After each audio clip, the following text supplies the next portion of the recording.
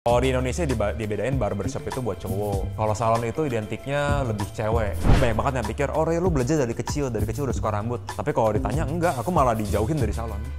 Jadi kamu belajar aja sekolah yang benar gitu, nggak boleh ke salon. Dia nggak kenal kamu siapa, dia juga nggak tahu kamu jago apa enggak. Kita nanya mau potong apa gitu kan. Dia nanya, menurut kamu cocoknya apa, saya nggak tahu. Ada juga yang nunjukin foto.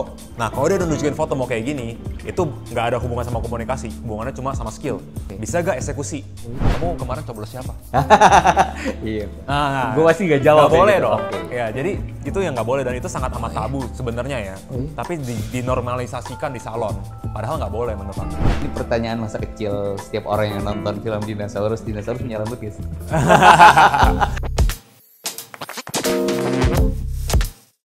Oke, sahabat Dai, di Short Mentor episode ketiga kita punya tamu yang sangat spesial karena industri yang digeluti oleh narasumber saya ini mungkin untuk sahabat Dai yang yang rambutnya sering tumbuh gitu ya, itu pasti dia akan ke salon ataupun ke barbershop gitu ya, itu sekitar 2 minggu sekali atau ada yang seminggu sekali gitu ya. Nah, kita nggak akan cuma ngomongin tentang industri potong rambut karena ternyata saya juga baru tahu sahabat Dai itu luas banget industrinya, sampai sekarang ada specialty khusus gitu. Kalau misalnya kita lihat ada yang masalah kulit rambut, terus ada yang misalnya implan gitu ya rambutnya gitu ya, misalnya ada kebotakan terus implan. Nah ternyata industrinya udah sampai sana sahabat Dai. Perkenalkan sebelah saya ada Ray. Apa kabar Ray? Baik. Luar biasa. Luar biasa. Terima kasih waktunya Ray sudah mau gabung di Short Mentor. Kita kan banyak ngomongin soal bukan isi kepala tapi di luar kepala gitu ya. Oke, iya.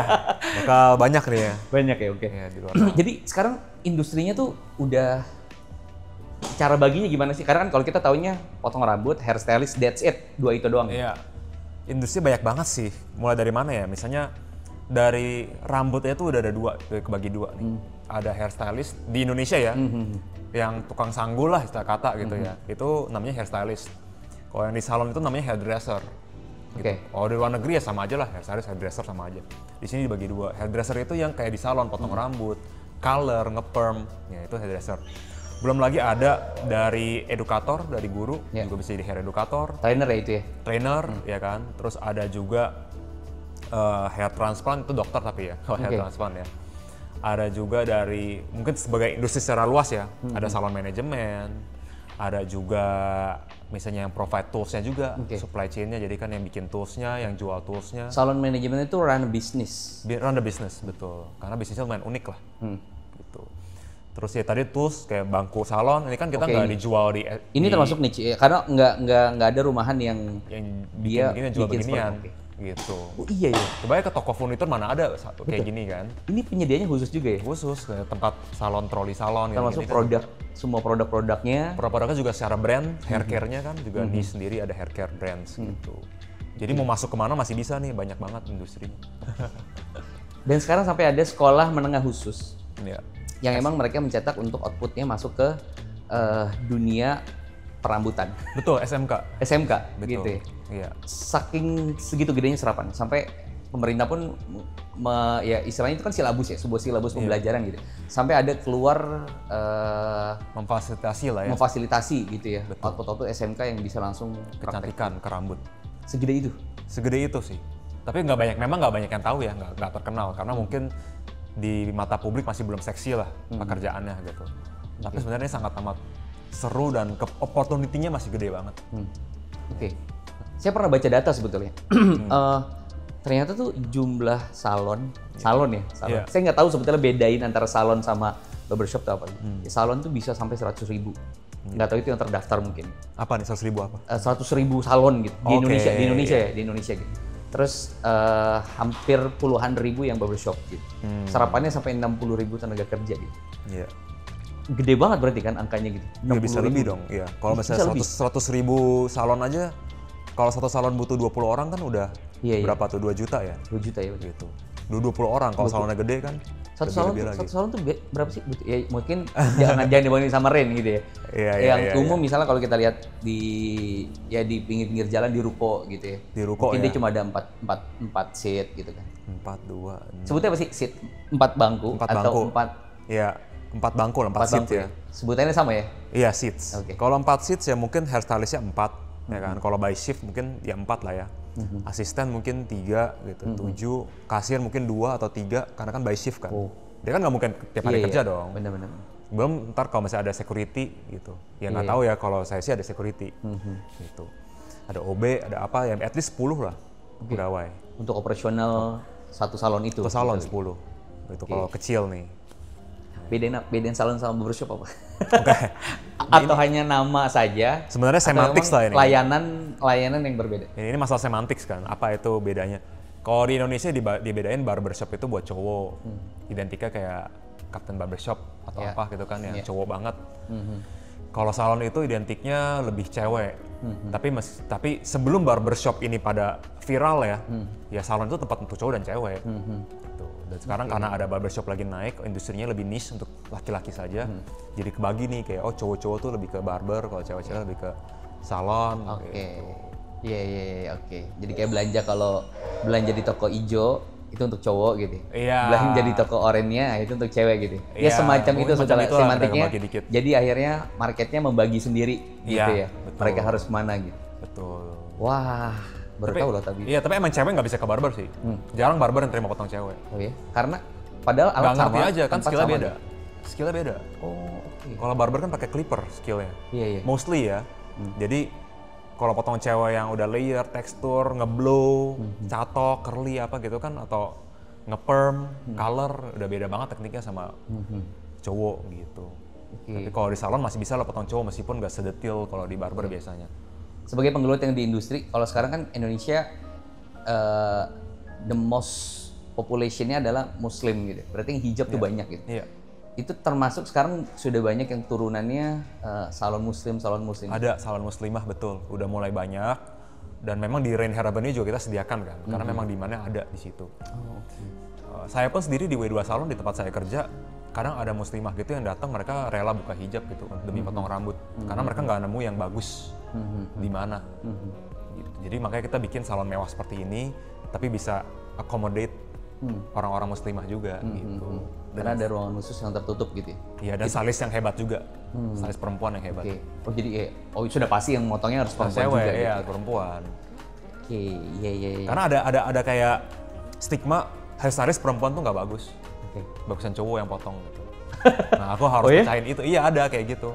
Ada banyak banget kalau lihat, saya nggak mau dipotong sama cewek gitu. Iya. Padahal cewek loh. Padahal cewek. Tapi nggak mau dipotong sama cewek. Tapi nggak mau dipotong sama cewek. Iya, oke. Keren. Kita ngomong agak personal sedikit, karena kita pengen tahu background-nya Ray gitu. Sebenarnya kalau Ray background-nya apa? Background-nya ya?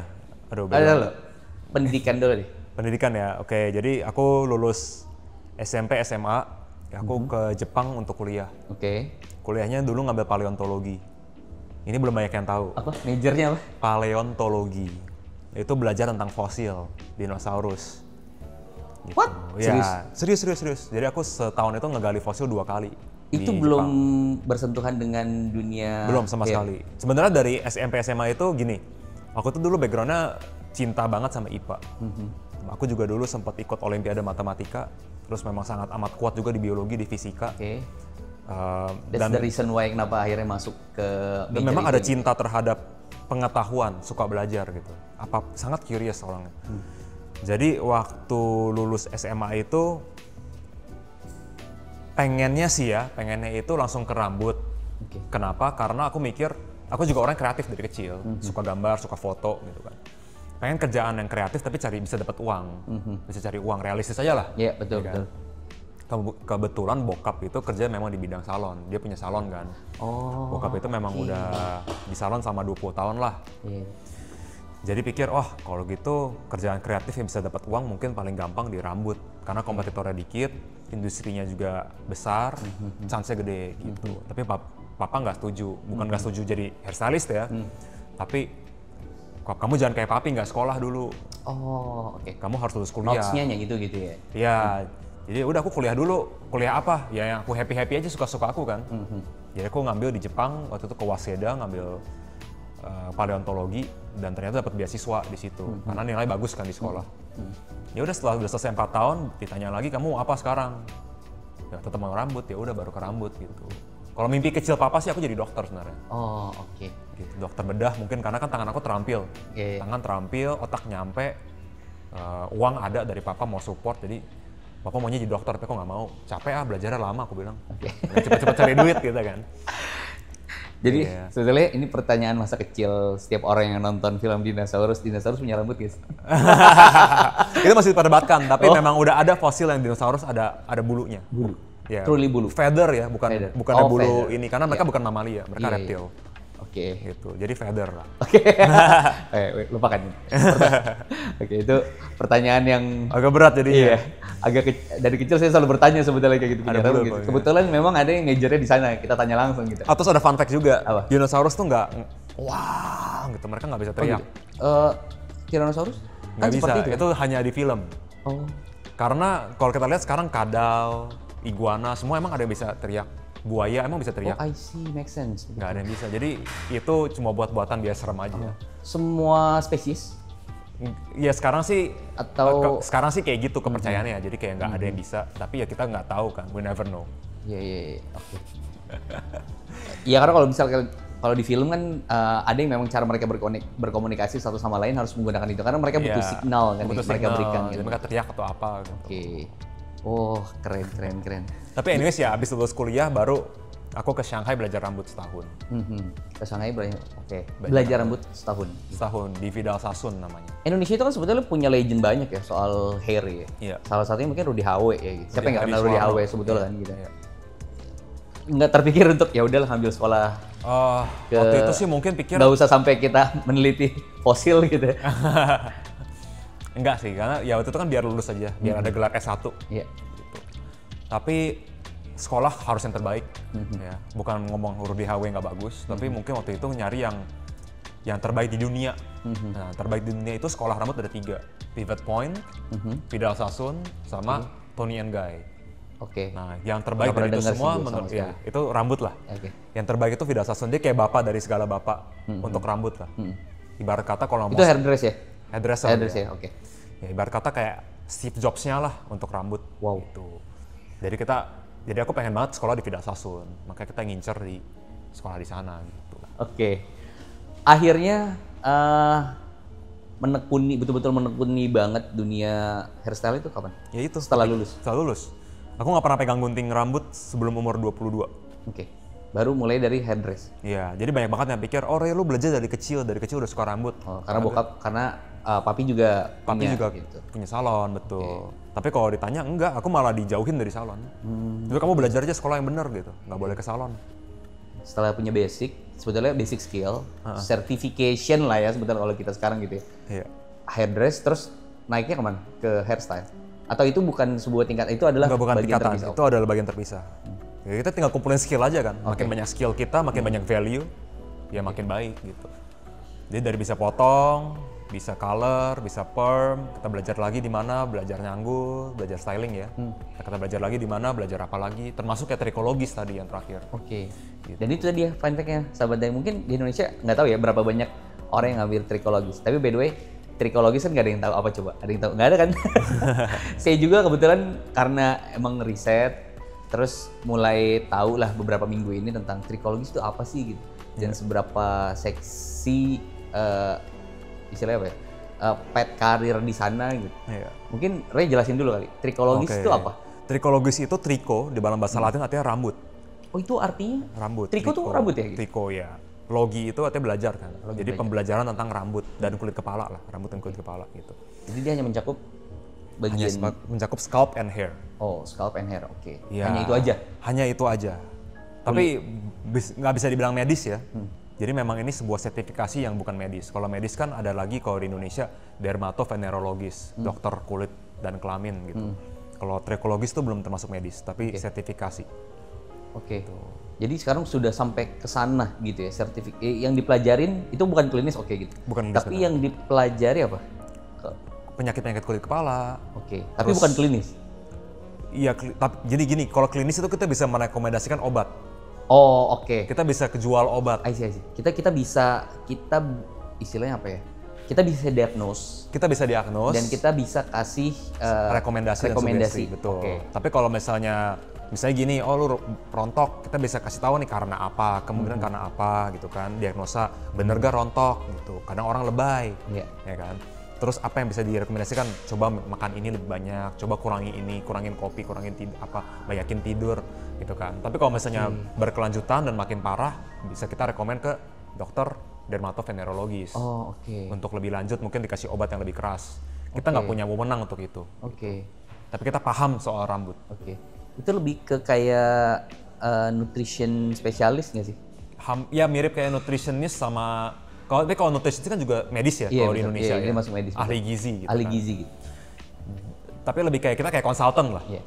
Jadi kita consult, mereka masalahnya apa, dan hopefully dari situ mereka udah bisa better lah dari apa yang kita consult. Di Indonesia banyak yang ngambil specialty itu, gelar itu? Tahu saya sih nggak banyak ya. Mungkin yang saya kenal sih saya sendiri. Mungkin ada lagi saya nggak tahu lah. Gitu. Tapi memang nggak ada kedengaran di luar sana trikologis ini. Jadi trikologis ngambilnya di negara, nggak mungkin di Indonesia kan pasti? Saya ngambil di UK.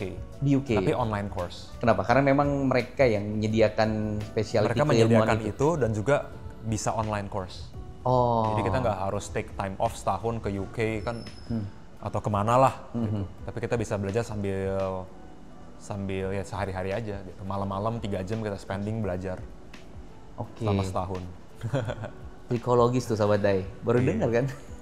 Mereka yang ngambil tuh yang memang harus berkecimpung di industri perambutan dan kulit kepala, atau ada aja based on pengalaman Ray.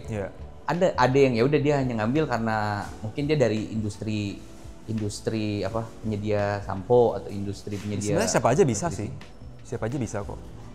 Tapi biasa yang tertarik ya yang bergelut di dunia rambut gitu. Kalau orang random ngapain ngambil kan? Seberapa gede sih kebutuhannya kalau misalnya trikologis? Orang-orang dengan specialty trikologis gitu? Sebenarnya nggak ada demand seperti apa ya, karena kan udah ada dokter juga gitu. Tapi menurut saya sih sebagai hairstylist itu up value diri sendiri aja. Gitu. Ya itu karena kenapa saya ambil gitu ya, karena dulu 3 tahun yang lalu saya berencana bikin hair care brand sendiri. Terus menurut saya kalau misalnya cuma sebagai hairstylist bikin brand itu nggak afdol gitu. Kayak wewenang apa yang lu punya buat sampai bikin hair care, siapa lu gitu kan. Tapi dengan belajar trikologi kita jadi ngerti nih masalah rambut, masalah kulit kepala, bahan-bahan kimia apa yang ada di produk-produk kosmetik, produk-produk sampo. Jadi lebih ada up value buat kita bikin produk yang beneran bagus gitu. By the way ini mau launching nih bulan November. Keren. Setelah 3 tahun kita research. Soalnya itu jadi kayak added value untuk kita sendiri dan juga ketika kita punya brand jadi value tambahan juga terhadap produk yang memang kita akan launching gitu ya, atau hadirkan. Sebetulnya kalau kita tahu kan sebetulnya di konsumsi sampo, konsumsi nutrisi rambut, apapun itu gitu ya, misalnya untuk tombe atau misalnya emang dia ada kebotakan, itu tuh di Indonesia laku banget produknya, banyak banget gitu kan. Nah untuk yang orang menggeluti industri itu, trikologis termasuk yang dibutuhkan untuk bisa masuk ke dalam sana. Sebenarnya dibutuhkan sih enggak ya, enggak banget, tapi lebih baik kalau ada, karena kan kita yang paling paham soal. Jadi bukan prasyarat sebetulnya. Bukan prasyarat. Kan sebenarnya kalau bikin produk mah siapa aja juga bisa ya. Yang penting dia seorang cosmetic scientist, dia bisa bikin sebuah produk, siapa aja bisa bikin itu. Tapi apakah produk itu beneran bagus apa enggak kan yang ngerti yang menggeluti bidang itu dong. Yang bidang trikologis itu. Trikologis itu. Jadi misalnya bikin produk rambut, oh ya udah ikutin aja produk apa yang lain pakai apa gitu kan. Tapi kan dia nggak tahu misalnya berapa persen yang paling bagus untuk kepala, terus pH-nya harus berapa, ya dong. Kayak gitu-gitu kan mungkin orang nggak tahu. Karena yang tahu itu hanya dari trikologis gitu. Yang belajar gitu. Mungkin dari dermatovenerologis juga mungkin pernah belajar, tapi yang lebih dalam lagi mungkin trikologis lebih dalam. Sebetulnya untuk dia ya nggak bisa dibilang diagnos juga ya. Tapi sebetulnya itu bagian dari diagnos gitu. Karena kita akan mengukur emang ada alat ukur gitu untuk kita mengukur misal ya kalau misal di klinik kita mau cek tubuh kita darah, ya dong, tekanan jantung gitu, berapa kecepatan, tekanan segala macam. Kalau di rambut untuk kita assessment gitu, untuk kita tahu gitu ya, orang kondisi kulit kepalanya seperti apa, itu kita paling alat cuma ini doang sih yang buat cek, mikroskop buat cek scalp itu ada. Kita ada 3 lampu, ada lampu UV-nya, ada Magnifiernya juga ada yang lebih zoom, ada yang lebih zoom out gitu. Kita bisa lihat dia seberapa minyakan rambutnya, sebumnya. Terus bisa dilihat juga dari satu folikel rambut berapa helai yang keluar dari situ gitu. Kalau yang sehat itu 2 sampai 3. Gitu. Kalau yang tebal banget bisa 4. Tapi kalau udah 1 atau nggak ada yang keluar berarti kan dia menipis. Kayak gitu. Bisa cek dari itu aja sih. Tapi kalau mau lebih dalam lagi, kembali lagi ke dokter SPDV ya.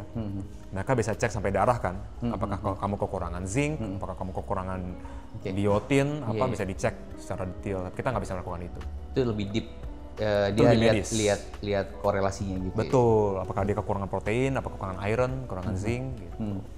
Kalau kita cuma bisa tanya dari dia punya diet, misalnya lu tidur cukup gak, makan cukup protein gak, apa tiap hari makan junk food gitu. Terus tiap hari makan Indomie, nggak ada proteinnya, nggak makan daging, nggak ada iron, nggak ada zinc gitu kan.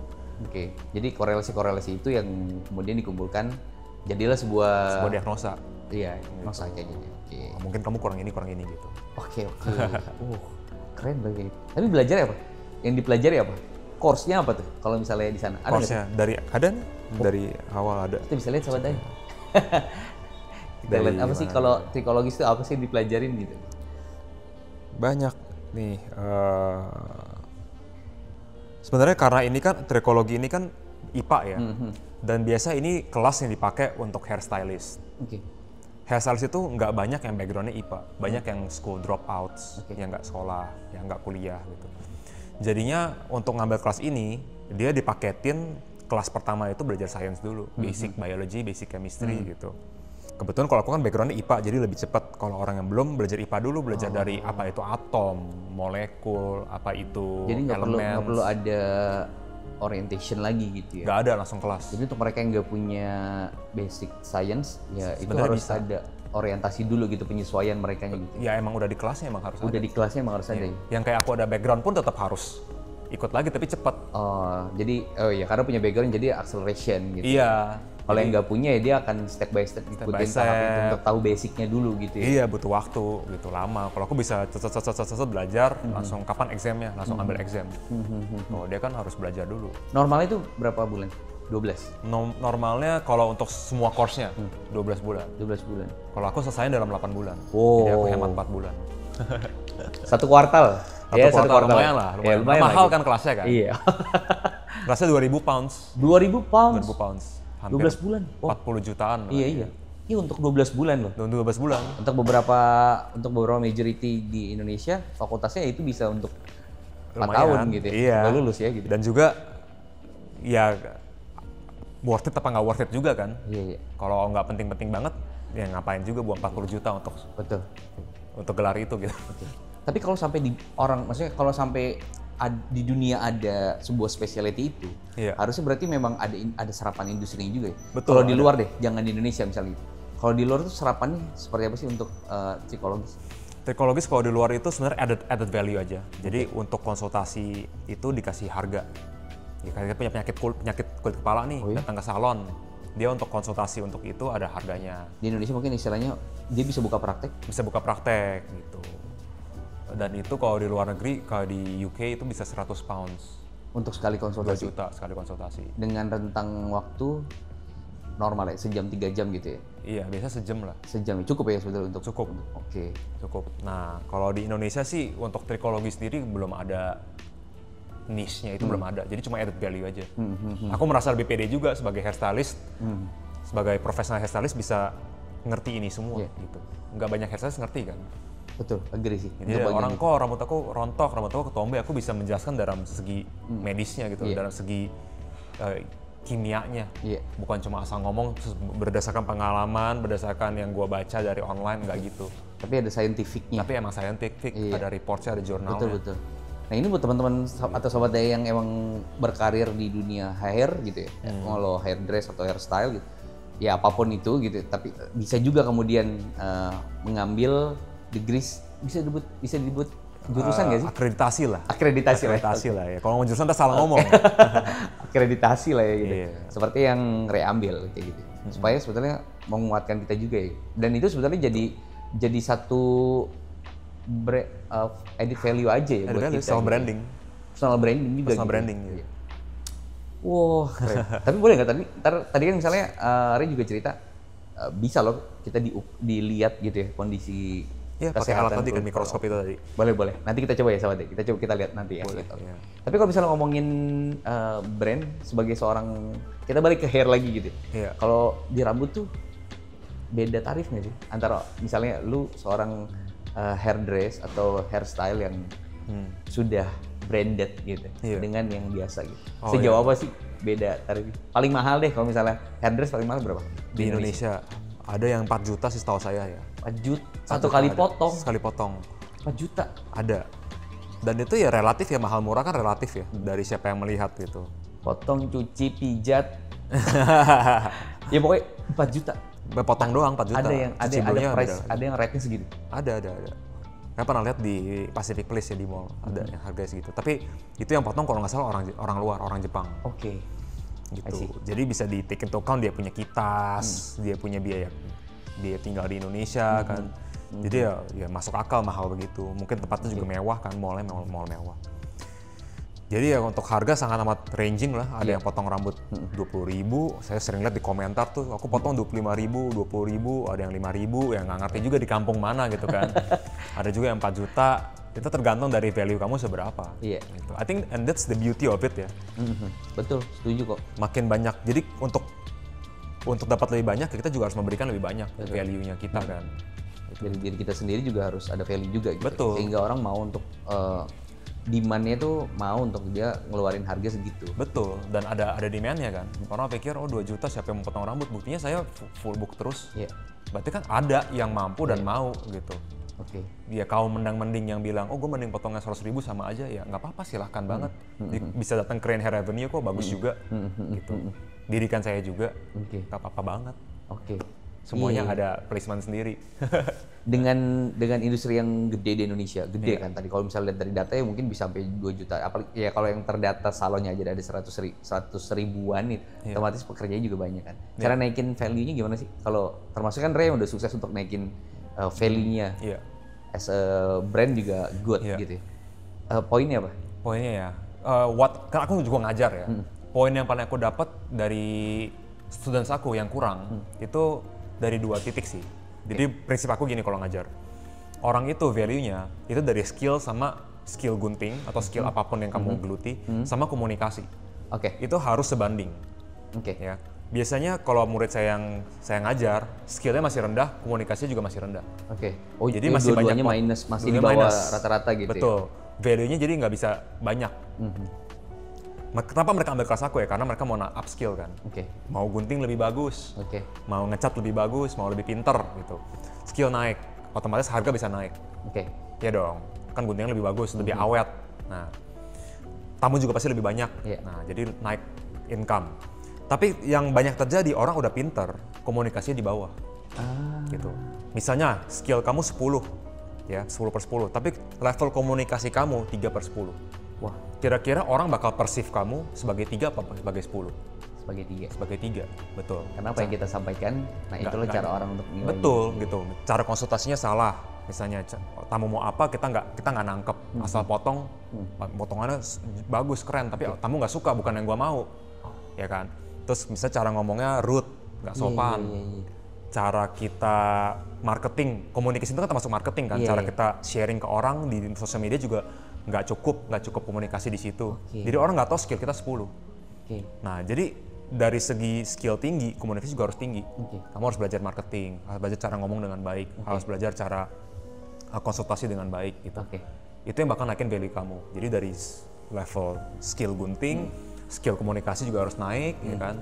Kalau dari saya juga misalnya saya belajar teknologi juga, dari knowledge juga naik, dari tempat kan juga value kan. Iya, Tempat iya, gunting iya. kamu Seperti apa? Seperti Kayak apa? Nyaman nggak? Bagus nggak? Oke. Ya kan, lu skill bagus, komunikasi bagus, tapi ini aja kotor, Oke. nggak rapi gitu Iya, kan. iya. Itu merepresentasikan jadinya gitu. Iya, value cara kamu berpakaian, ya kan. Itu juga value juga. Iya, iya. Ya itu tinggal dikumpulin aja, makin banyak value makin Jadi matrix itu semua dikumpulin, jadi kita bisa tahu sebetulnya berapa sih nilai kita. betul. Kalau misalnya skill, mungkin susah nih kita jelasin di sini sahabat Dai. Karena ikut aja kelasnya Ray. Tapi mungkin kalau komunikasi bisa diverbalin. Iya. Dan ini spesifik cara komunikasinya berbeda dengan cara komunikasi kita ke atas panggung, karena ini lebih ke personal communication gitu. Betul. Dia hanya komunikasi dengan klien kan, berdua. Sebenarnya itu kan. Ya itu one point ya. Tapi bisa juga ya tadi dari sosial media bikin konten itu kan juga termasuk marketing.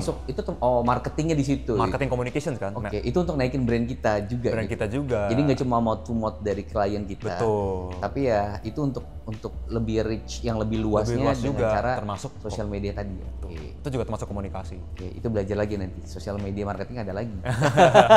Tapi kalau untuk yang personalnya, yang personal nih, karena Iya. kan dia akan kepuasan akhirnya akan jadi recommendation. Betul, jadi balik lagi.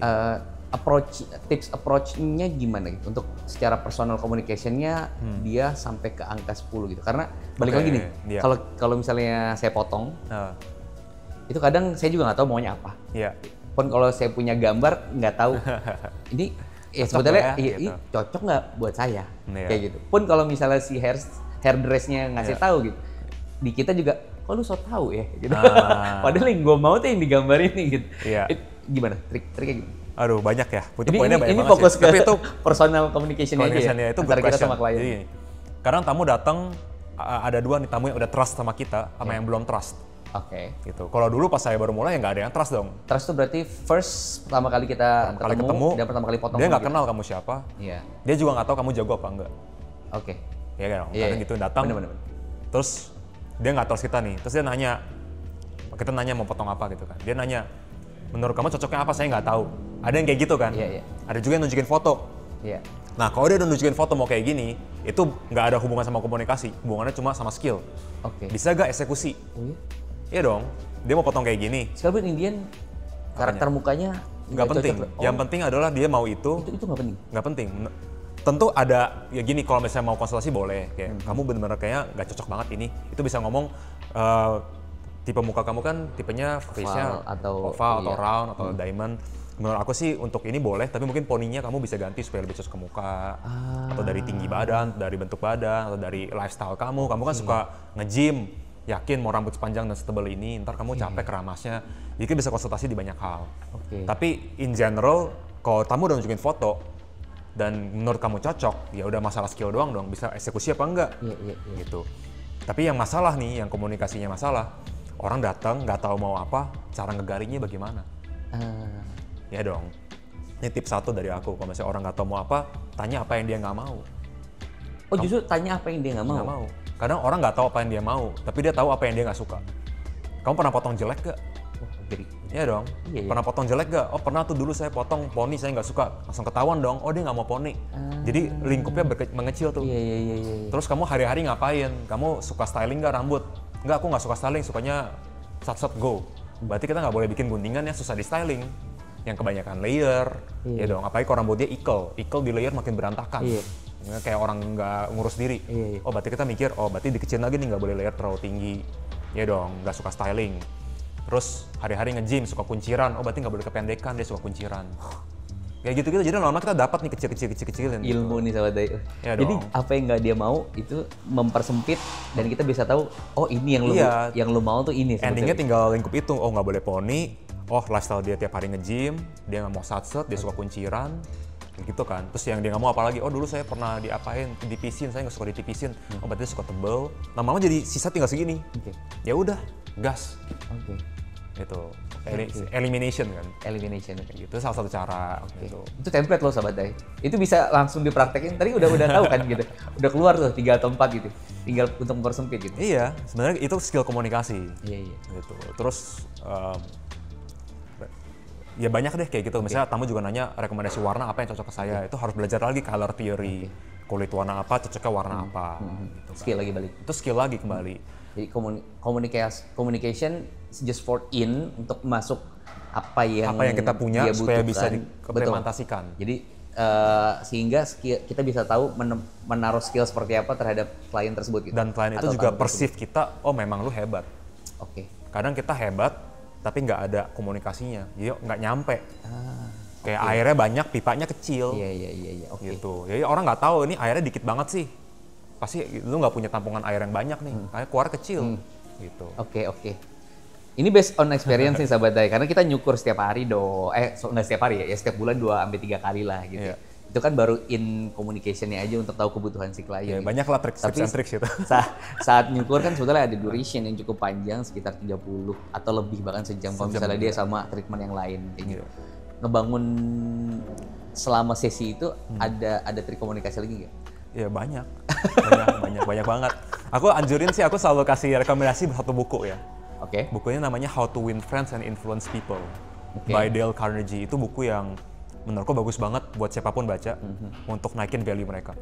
Belajar komunikasi dengan baik gitu. Dan itu murah banget, bisa beli di toko oren, bisa beli di toko hijau yang KW. Ringkasan dan implementasinya apa kalau di dunia hairdress? Oh, kalau di dunia ini spesifik Dari summary buku tadi. ya banyak, misalnya cara komunikasi dengan klien dengan baik, gimana supaya bikin mereka nyaman sama kita. Smile tuh chapter number 1 aja udah smile langsung, banyakin senyum, ketemu orang tuh senyum gitu.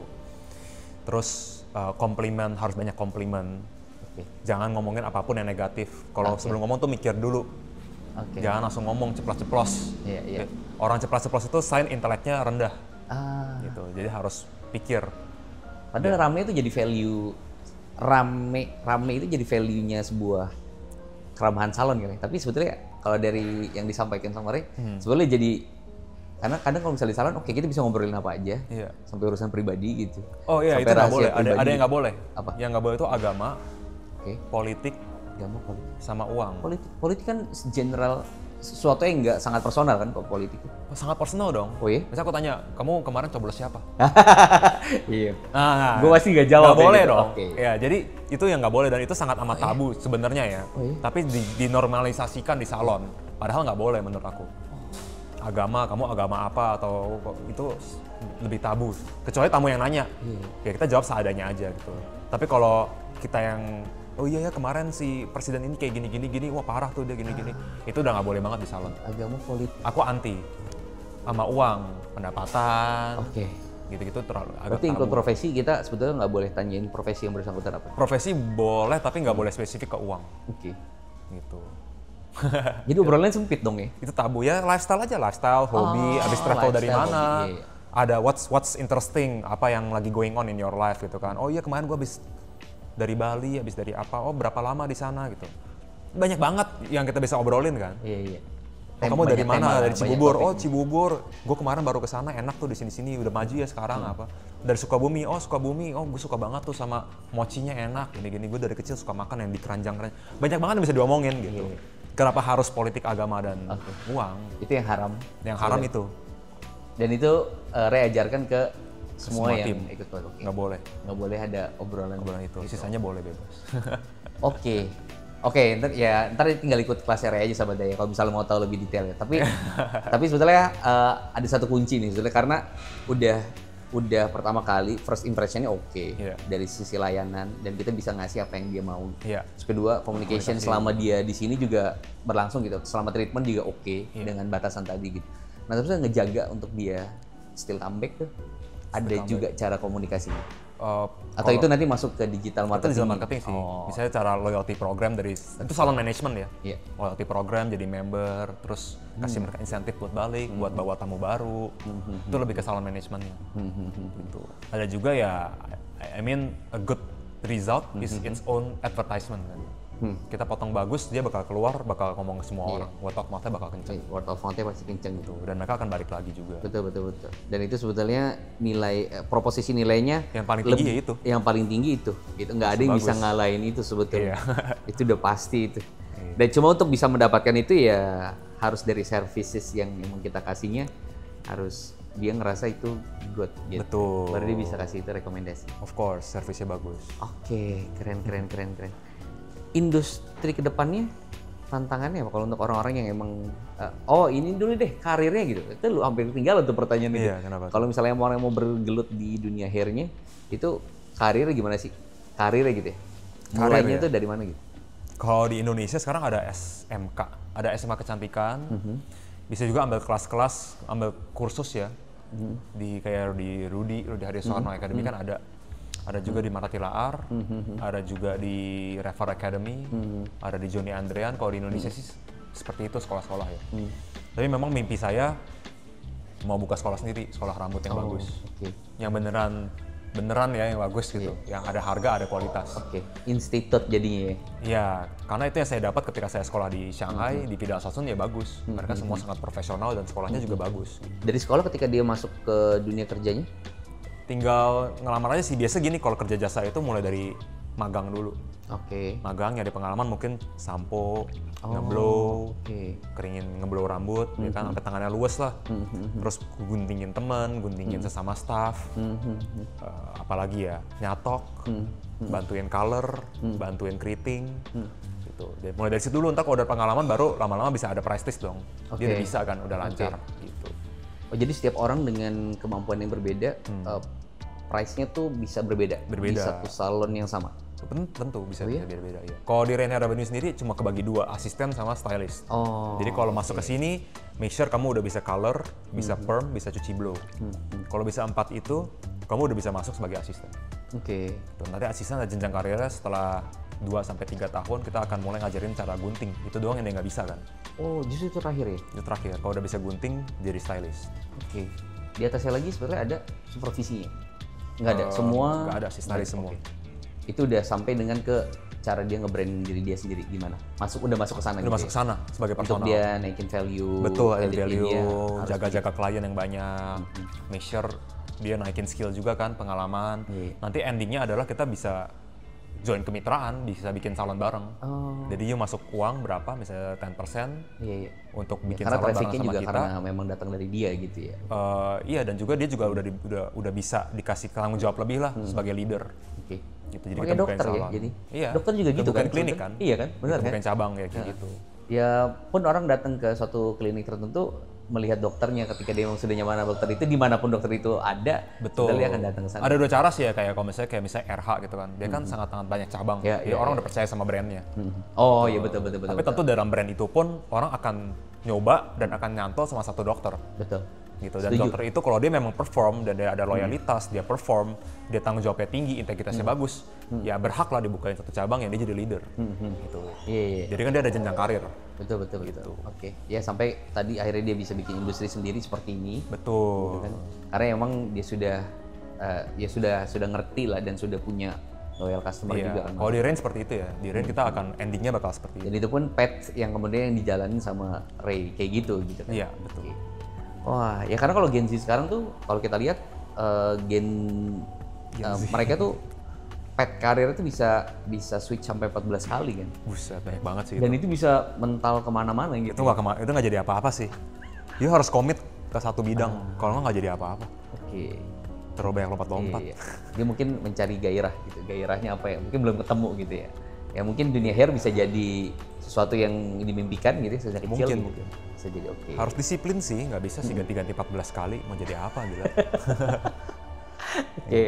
Oke. Terakhir deh, sebagai penutup nih, tantangannya apa? Kalau tantangan dunia dan industri berkarir di dunia rambut, apa?